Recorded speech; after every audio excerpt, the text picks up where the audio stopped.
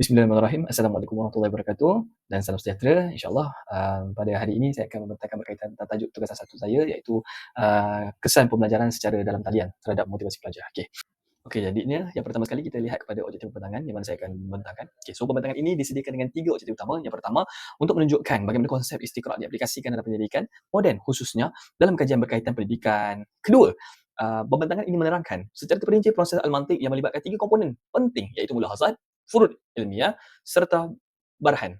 Yang ketiga pula, mengemukakan rujukan akademik yang sah yang berautoriti bagi menyokong dapatan dan pembuktian dalam kajian ini. Jadi, istiqra' yang saya pilih untuk kajian ini adalah istiqra' nakis. Kerana apa? Kerana kajian motivasi pelajar mustahil dilakukan kepada keseluruhan populasi pelajar Malaysia. Oleh itu, penyelidik menggunakan istiqra' nakis dengan mengambil data daripada sampel pelajar untuk menghasilkan kesimpulan yang logik dan terukur.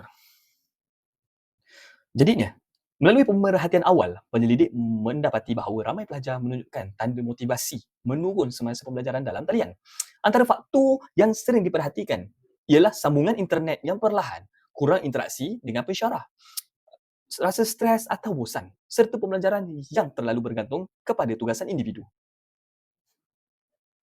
Jadinya, berdasarkan pemerhatian tersebut, penyelidik membentuk beberapa hipotesis untuk diuji secara logik.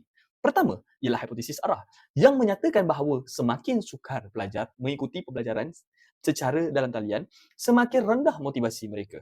Selain itu, penyelidik juga membentuk hipotesis korelasi, iaitu wujud hubungan negatif antara masalah pembelajaran online dengan tahap motivasi pelajar. Dua bentuk hipotesis ini membolehkan penyelidik menjelaskan hubungan sebab akibat serta korelasi antara variabel yang terlibat. Manakala, pada peringkat barhan, iaitu pembuktian, penyelidik mengukuhkan hipotesis melalui rujukan kepada dapatan kajian akademik yang sah. Penyelidik merujuk kepada kajian Makhtar et al. Pada tahun 2021 yang menilai kesan pembelajaran dalam talian terhadap sikap motivasi dan pencapaian pelajar.